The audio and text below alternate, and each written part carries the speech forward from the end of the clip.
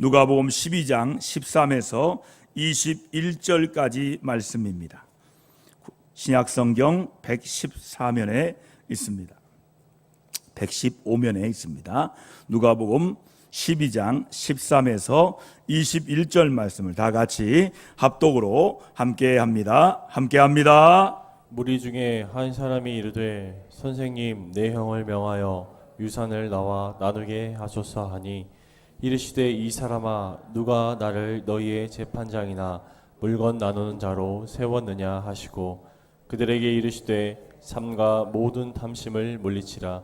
사람의 생명이 그 소유에 넉넉한데 있지 아니하니라 하시고 또 비유로 그들에게 말하여 이르시되 한 부자가 그 밭에 소출이 풍성함에 심중에 생각하여 이르되 내가 곡식 쌓아둘 곳이 없으니 어찌할까 하고 또 이르되 내가 이렇게 하리라.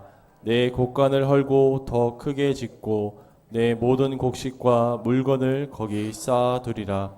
또 내가 내 영혼에게 이르되 영혼아 여러 해 쓸 물건을 많이 쌓아두었으니 평안히 쉬고 먹고 마시고 즐거워하자 하리라 하되 하나님은 이르시되 어리석은 자여 오늘 밤에 내 영혼을 도로 찾으리니 그러면 내 준비한 것이 누구의 것이 되겠느냐 하셨으니 자기를 위하여 재물을 쌓아두고 하나님께 대하여 부여하지 못한 자가 이와 같으니라. 아멘. 이는 살아계신 하나님의 말씀입니다. 자리에 앉으시기 바랍니다. 오늘 이렇게 예배 드리고 또 이렇게 9시 반에 장소를 달리해서 우리 예배를 드리게 됩니다. 예배 드릴 때마다 하나님의 영이 함께하는 귀한 시간 되기 바랍니다. 어디서나 예배하는 것이 바로 그리스도인들의 예배의 삶입니다. 특별히 우리가 어떤 삶을 살아갈 때 이동할 때 이동하지 못하는 이유가 있어요. 집에서 밖으로 나가지 못하는 이유가 무엇 때문일까요? 뭐예요? 시간에 대한 생각 때문이에요. 시간의 주인이 나다 생각하면 내 시간에 맞추죠. 근데 여러분 시간의 주인이 누구예요? 하나님이세요. 할렐루야. 거룩한 주일은 나의 시간이 아니에요. 하나님의 시간이에요. 여러분 주일은 다른 약속하지 마시고 예배에 맞추시기를 주의 이름으로 축원합니다. 우리가 밖으로 나가려고 할 때 발생하는 문제가 두 가지 문제가 생깁니다. 물론 건강의 문제도 있지만 시간과 물질이 없으면 밖으로 못 나오기 힘듭니다. 나가고 싶지만 시간이 없어요. 그리고 물질이 없어요. 그러면 건강하지 못해도 시간과 물질이 있으면 나갈 수 있어요. 그런데 시간과 물질이 없으면 밖으로 나가기가 힘들어요. 그래서 인간관계에서 가장 많은 영향을 주게 하는 것이 무엇일까요? 바로 돈과 시간 문제예요. 여러분 관계가 좋은 사람들은요 돈과 시간을 아낌없이 써요. 시간 없습니다 라는 말 안 씁니다. 어떻게든 시간 내보겠습니다. 어떻게든 내가 마련해 보겠습니다. 이렇게 하지요. 그래서 인간관계에서 왜 관계를 못합니까? 돈과 시간 문제지요. 특별히 잘못된 돈 문제는 정상적인 인간관계를 파괴합니다. 여러분 돈 문제 때문에 모든 좋은 관계가 다 파괴됩니다. 그러므로 우리는 돈 문제를 경계하며 물리쳐야 합니다. 자, 본문 13절 말씀해 보니까 어느 한 사람이 예수님께 와서 이렇게 부탁합니다. 자, 같이 읽어볼까요? 선생님, 내 형을 명하여 유산을 나와 나누게 하소서. 자기 형에게 유산을 나누게 해달라는 하는 것입니다. 예수님을 일종의 재판장으로 여긴 것이지요. 여러분 유대인의 유산 분배는 형이 동생의 2배를 가지게 되어 있었습니다. 그러니까 형제가 둘일 경우는 세 몫으로 나눕니다. 그 중에 3분의 1을 형이 가지고요 3분의 1은 동생이 가지게 되어 있습니다. 이렇게 나누는 이유가 따로 있습니다. 형은 부모를 모셔야 하기 때문입니다. 그런데 본문의 젊은이 경우는 무엇 때문인지 모르지만 해결이 나지 않았습니다. 도무지 해결이 되지 않아요. 그래서 동생이 예수님을 찾아왔던 거예요.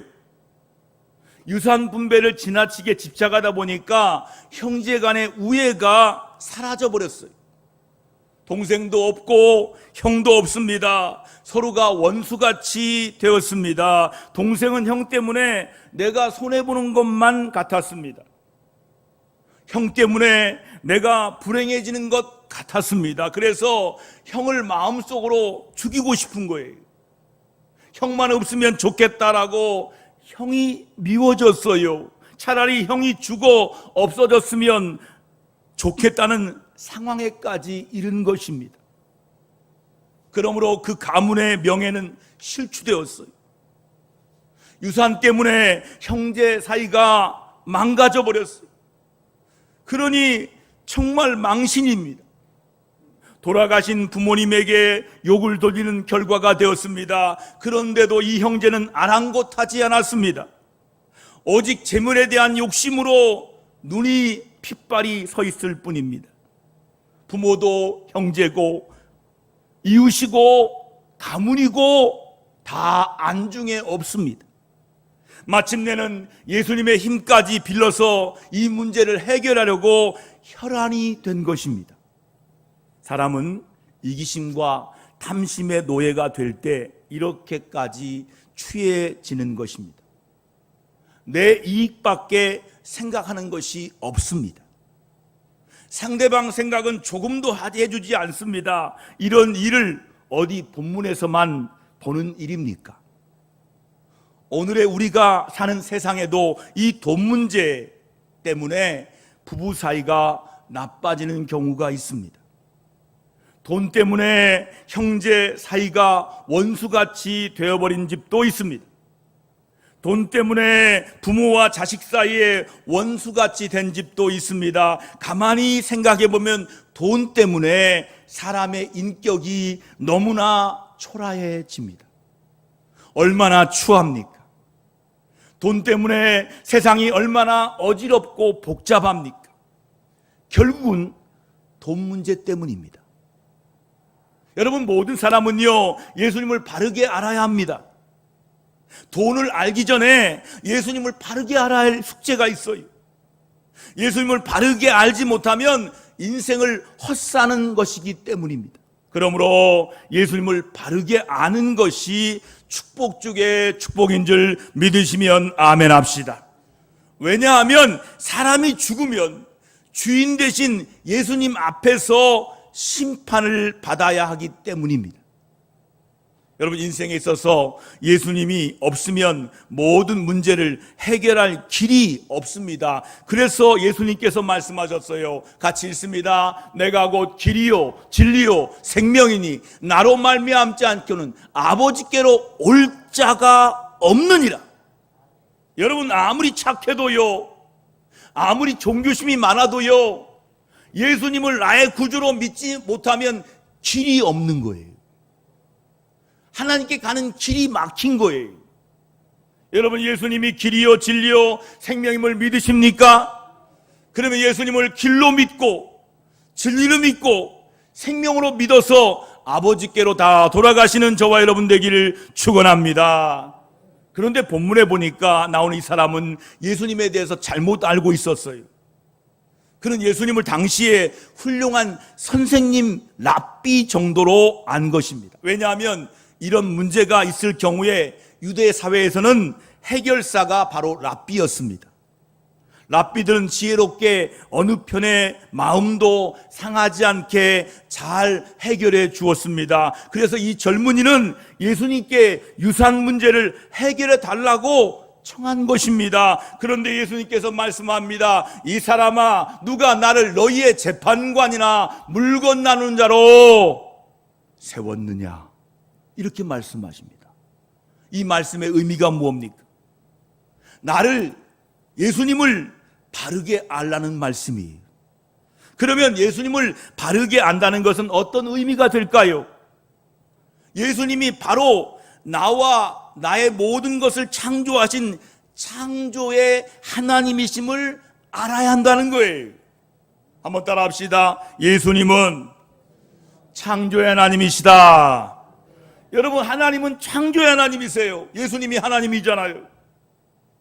예수님을 바르게 안다는 것은 예수님은 나를 만드시고 나의 모든 것을 창조하신 창조주 하나님이다, 이렇게 알아야 되는 거예요. 그리고 나의 죄를 사하려고 십자가에 죽으려 오신 성경에 예언된 그 메시아이심을 알아야 한다는 거예요. 한번 따라 합시다. 예수님은 그 메시아이십니다. 아직도 속고 있는 사람이 있어요. 예수님이 메시아가 아니라 이만희가 메시아인 줄 속고 있는 사람이 있어요. 예수님이 메시아가 아니라 어느 이단의 교주가 메시아인 줄 속고 있는 사람이 있어요. 여러분, 바르게 알아야 돼요. 예수님만이 그 메시아예요. 그러므로 예수님을 나의 왕으로, 나의 주인으로 섬기며 예배하고 순종해야 되는 거예요. 이것이 예수님을 바르게 아는 길이. 지금 나는 예수님을 어떻게 알고 있습니까? 그저 한 분의 훌륭한 선생님으로 알고 계십니까? 아니면 나의 소원이나 이루어주시는 좋은 아저씨 같은 분으로 알고 계십니까? 나의 모든 문제나 해결해준 해결사로 알고 계십니까? 이것은 예수님을 잘못 알고 있는 것입니다. 예수님을 어떻게 아느냐에 따라서 인생의 영원한 행복과 불행이 결정이 되는 겁니다. 예수님을 이용해서 세상의 문제나 해결하려고 하는 것은 예수님을 잘못 아는 거예요. 예수님을 이용해서 나의 욕심을 채우려 하는 것은 예수님을 잘못 알고 있는 거예요. 이것은 탐심에 빠진 인간의 모습들입니다. 오늘의 청년은 본문에 보니까 바로 이런 사람이었어요. 예수님을 너무나 잘못 알고 있었어요. 예수님을 이용해서 자기 돈 문제를 해결하겠다는 것이 예수님을 너무나 잘못 안 것입니다. 그러면 어떻게 해야 될까요? 예수님께서 말씀하셨어요. 삼가 모든 탐심을 물리치라. 사람의 생명이 그의 소유에 넉넉한 데 있지 아니하리라. 아멘. 같이 읽어볼까요? 시작. 삼가 모든 탐심을 물리치라. 사람의 생명이 그 소유에 넉넉한 데 있지 아니하리라. 이렇게 말씀하는 거예요. 예수님께서는요, 사람에게 가장 중요한 것이 생명이라고 말씀해요. 돈보다 생명이 중요하다. 여러분, 믿으시면 아멘 하십니까? 여러분, 돈 1,000만 원에 생명 바꿀 수 있어요? 거꾸로 하잖아요. 생명보다 1,000만 원을 요원하잖아요. 돈이 뭐길래 사람 죽이고 돈 뺐잖아요. 여러분, 그 모든 것보다 중요한 것이 생명이라고 말씀하는 거예요. 그리고 사람의 생명은 재산을 많이 소유하는 것이 아니라고 말씀해요. 재산을 많이 가진 사람은 생명을 많이 가진 게 아니라는 거예요. 그 재산을 많이 가진 사람도 한 생명이에요. 돈 한 푼 없는 거지도 한 생명이에요. 그런데 우리는 어떻게 봅니까? 돈 많이 가진 사람은 생명을 많이 갖고 있는 것처럼 착각하고 있어요. 그래서 모든 탐심을 물리치라고 말씀하고 있는 거예요. 여러분, 탐심을 물리치면 해결될 것이라는 말씀이에요. 정확하게 정곡을 찌르는 말씀이에요. 탐심이 있는 한 제 아무리 공평하게 나눈다 해도 다 소용이 없어요. 저들의 마음에 탐심이 있는 한 칼로 자르듯이 정확하게 분배해 준다 해도 만족할 수 없는 거예요. 양쪽 다 불만일 뿐입니다. 해결의 길은 탐심을 버리는 길밖에 없다는 거예요. 그러면 탐심이란 무엇일까요? 원어의 뜻대로 탐심은 더 많이 가지고자 하는 그 마음이 탐심이에요. 이것이 탐심이에요. 내가 100만 원 있어요. 근데 200만 원 갖고 싶어요. 이게 탐심이에요. 내가 1,000만 원 있어요. 나 3,000만 원 갖고 싶어요. 이게 탐심이에요. 여러분, 필요한 것을 가지겠다는 마음이 아니에요. 분수에 넘치도록 더 가지겠다는 마음이에요. 그래서 문제가 생겨요.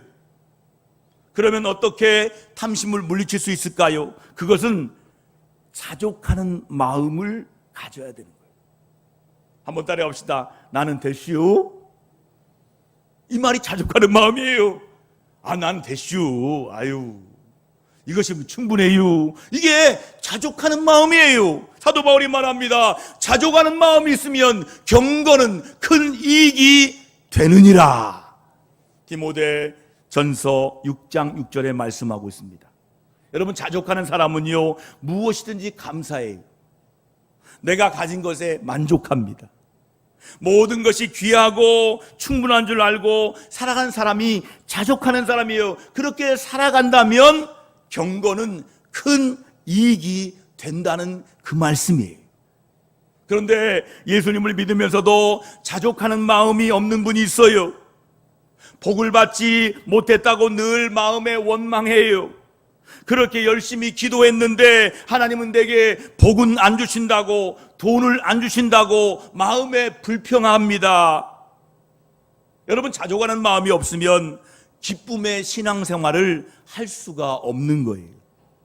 그러므로 자족할 줄 모르는 마음이 곧 탐심이에요. 다른 말로 말하면 소유욕이에요.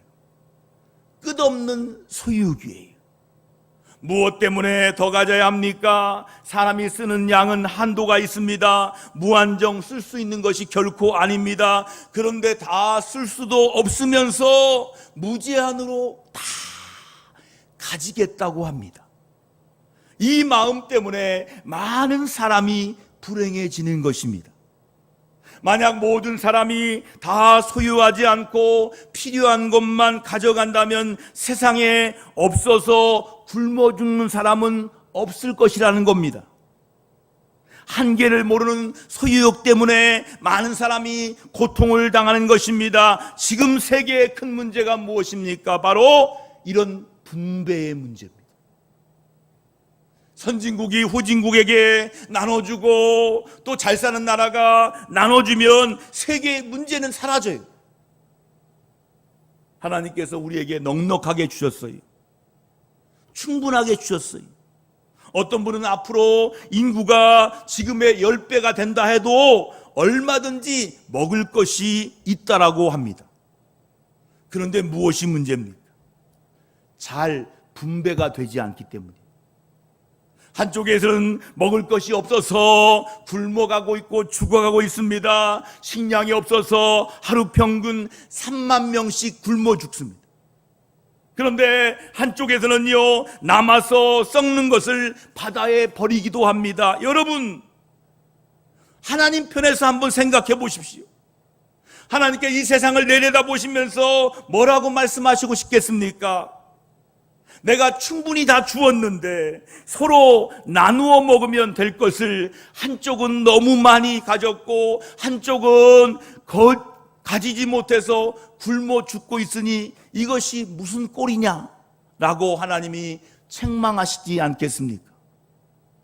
어떤 사람은 너무 많이 먹어서 병들어 죽습니다. 어떤 사람은 너무 굶어서 먹지 못해서 굶어서 죽습니다. 이것이 도대체 무슨 일입니까? 왜 이 모양입니까? 여러분, 세상이 왜 그렇습니까? 분명히 문제가 있습니다. 그것은 바로 탐심 때문입니다. 가진 자가 더 가지려고 하기 때문입니다. 가진 것에 만족하지 하고 그 이상은 필요 없다고 내놓으면 얼마나 좋겠습니까? 여러분, 우리가 탐심만 물리치면 어떤 문제도 있을 수가 없습니다.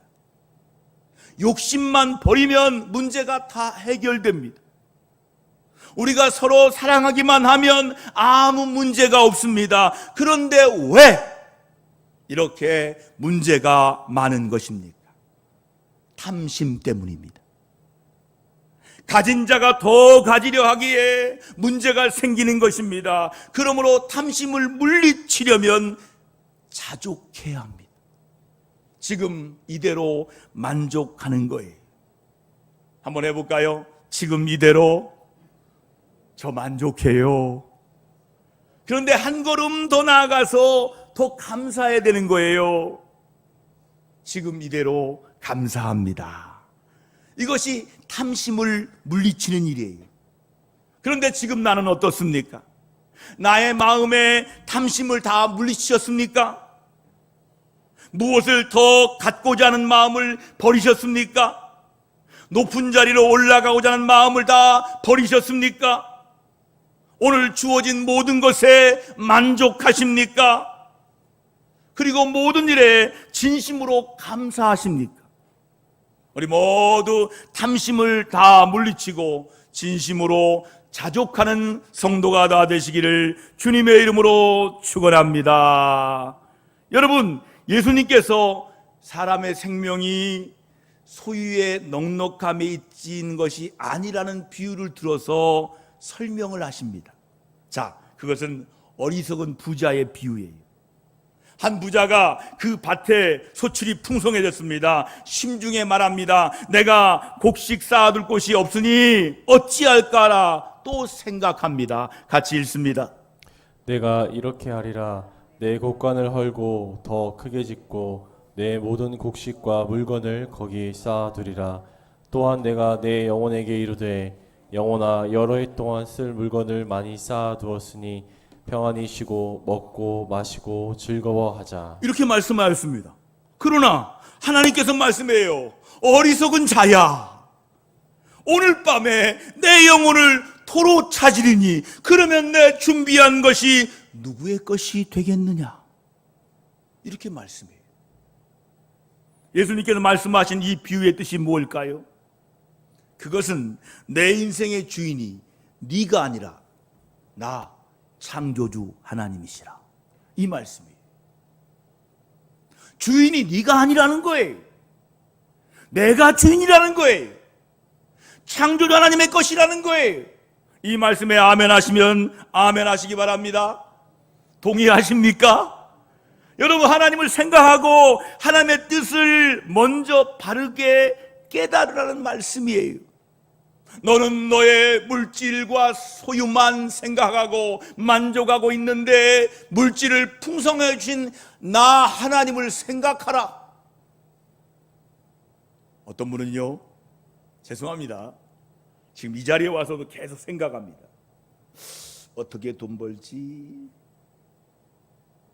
지금 이 자리도 그 생각이에요. 돈 생각합니다. 365일 24시간 돈 생각한대요. 여러분, 그 생각을 바꿔야 돼요. 이젠 하나님 생각해야 돼요. 할렐루야.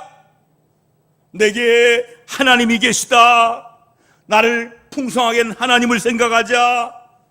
여러분, 하나님을 생각하신 이 시간 되기를 주의 이름으로 축원합니다. 그리고 물질은 죽음과 함께 사라질 것인데 물질이 생명인 것처럼 착각하지 말라라고 말씀하시고, 그리고 생명은 하나님과 참된 사랑의 관계를 맺는 것임을 말씀하고 있는 것입니다. 성경에서 말씀하는 죽음이란 무엇일까요? 하나님과의 관계가 끊어진 것을 죽음이라고 말씀합니다. 그런데 어리석은 부자는 많은 소유를 가지는 것을 생명으로 착각하고 있어요. 하나님과 끊어졌고 많은 것을 가졌는데 이게 생명이다라고 생각합니다. 거꾸로예요. 물질을 아무리 갖고 있어도 하나님과 끊어지면, 하나님 관계가 끊어지면 그게 바로 죽음이라는 거예요. 그래서 예수님께서 탐심 때문에 마음을 물질에 빼앗긴 것을 죽음이라고 말씀하는 것입니다. 그래서 탐심을 물리치라 말씀하신 거예요. 죽음에 붙잡혀 있는 부자는 죽음에서 벗어날 할 형편입니다. 그런데도 그것을 모르고 있으니 얼마나 안타까운 일입니까? 우리가 어떻게 죽음에서 벗어날 수 있겠습니까? 예수님을 바르게 알고 믿으면 죽음에서 벗어나게 되는 거예요. 하나님과 끊어진 관계가 죽음이에요. 그런데 이 끊어진 관계는 인간의 노력으로는 도저히 이을 수가 없습니다. 그래서 예수님께서 이 세상에 오신 것입니다. 이 끊어진 관계를 이어주려고 오셨습니다. 십자가에 달려서 죽었다가 3일 만에 부활하신 예수님을 믿고 사랑하며 순종하는 사람들은 모두 끊어진 이 관계를 회복하게 되는 것입니다. 하나님과 친밀한 사랑 관계를 회복하는 것, 이것이 바로 구원받는 것입니다. 그리고 우리는 육체의 죽음과 함께 하나님의 심판을 생각해야 합니다.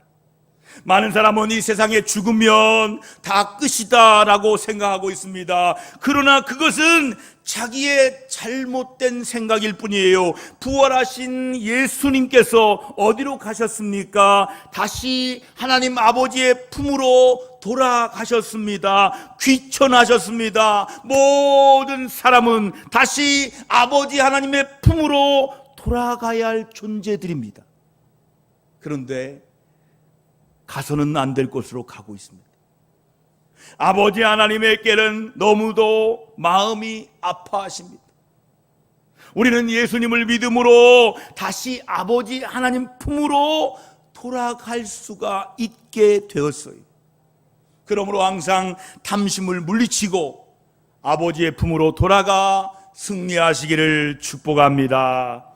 그러면 어떤 사람이 하나님께 대해 부유한 사람일까요? 자, 21절 말씀 같이 읽어볼까요? 함께 합니다. 자기를 위하여 재물을 쌓아두고 하나님께 대해 부유하지 못한 자가 이와 같으니라 말씀합니다.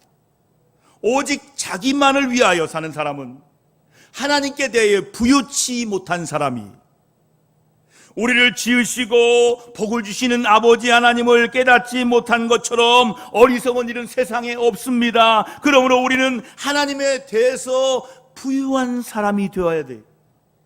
하나님께 부유한 사람은요, 하나님을 제일로 사랑하는 사람이에요. 하나님께 나의 모든 것을, 심지어는 나의 목숨까지도 다 드리고 사는 사람인 것입니다. 하나님께 대하여 부유한 사람은 항상 하나님께 예배합니다. 어디서나 예배합니다. 하나님 말씀에 순종합니다. 이런 사람이 하나님께 대해 부유한 사람인 것입니다. 이런 이야기가 남아 있습니다. 솔로몬 성전을 자리한 그 성전터에 대한 이야기입니다. 두 형제가 있었어요. 형은 일찍 장가를 들어서 스라에 여러 명의 자녀를 두었습니다. 그러나 동생은 아직 미혼입니다. 그런데 아버지가 세상을 떠나게 되어서 두 아들에게 땅을 미리 나누어 주었습니다. 형제는 열심히 농사를 지었고 풍성한 소출을 거두었습니다. 넉넉하게 쌓여있는 곡식단을 바라보며 동생은 생각합니다. 자, 나는 혼자 사니 이렇게 많이 가질 필요가 없다. 그러나 형님은 식구가 많으니 그 소출로는 1년 양식하기에 모자랄지도 모른다. 그래서 동생은 밭에 있는 자기 곡식단을 형님 밭으로 밤에 옮겨 놓았습니다. 한편 형은 형대로 나는 부인도 있고 아이들도 있는데 저 동생은 혼자 사니 얼마나 외로울꼬, 재물이라도 많이 모아야 장가 들고 할 것이 아닌가라고 생각합니다. 그래서 형은 자기 곡식단을 밤새껏 날라서 동생 밭에다 다 옮겨 놓았습니다. 아침이 되었습니다. 밭에 나가보니까 곡식단이 그대로 쌓여 있었어요. 거참 이상하다 라고 생각합니다. 동생은 자기 밭에 쌓여 있는 곡식단을 보고 똑같이 생각합니다. 그날 밤에 형제는 저마다 지난밤과 똑같이 되풀이했습니다. 동생은 자기 곡식단을 형님 밭에 곡식을 옮겨 놓았습니다. 형은 자기 곡식단을 동생 밭에 옮겨 놓았습니다. 그렇게 하다가 서로가 맞닥뜨리게 되었습니다. 어이, 누구요? 어둠 속에서 똑같이 소리를 보고 소리쳤습니다. 그래서 확인해 보니까 형과 동생이었습니다. 왜 이런 짓을 했느냐고, 형님네는 식구가 많지 않습니까? 너는 장가도 들어야 하지 않느냐? 그러니 부지런히 모아야 하지 않느냐? 이렇게 말하는 형제는 서로 얼싸안고 엉엉 울었습니다. 이 아름다운 이야기가 소문을 퍼져서 솔로몬 왕의 귀에까지 들려왔습니다. 왕은 무릎을 탁 치면서 명합니다. 이 형제의 밭이야말로 보배로운 땅이로다. 그 땅에다가 성전을 지어라. 아리우나 다장마당에 성전을 지어라. 솔로몬 성전터가 바로 그 밭이라는 하는 이야기입니다. 여러분, 이토록 아름다운 이야기가 형제가 있지 않습니까? 오늘 본문에 나타난 형제는 어떻습니까? 참 못된 사람들입니다. 예수께 와서 선생님, 내 형을 명하여 유산을 나와 나누게 하소서라고 하니 참 어리석은 사람입니다. 그러나 예수님께서는 가장 중요한 교훈을 주셨어요. 너희는 물질 소유가 생명인 줄 알고 살아가는데 그것은 어리석은 일이라는 것입니다. 하나님께 부유한 것이 생명이라고 말씀하는 것입니다. 이 시간 끝나고 나면 야외 예배드리고 식사합니다. 그래서 우리 마음속에 있는 건 탐심들을 다 버리는 거예요. 여러분, 이 시간에 창문에 탐심을 다 버리시기 바랍니다. 여러분, 사람은요 걸으면서 생각합니다. 걸으면서 내 마음을 바라봐요. 그리고 다 버리는 거예요. 야외에 나가서 물도 보시고 나무도 보시고 물처럼 바람처럼 탐심을 다 버리고 가벼운 마음으로 훌훌 털어보시는 여러분 되기를 주의 이름으로 축원합니다. 그러므로 우리는 하나님께 대하여 부유한 사람이 되어야 할 것입니다. 항상 탐심을 다 버리고 하나님을 제일로 사랑하고 경외하며 순종하심으로 하나님께 부유한 사람, 자족하는 사람 되시기를 우리 주님의 이름으로 축복합니다.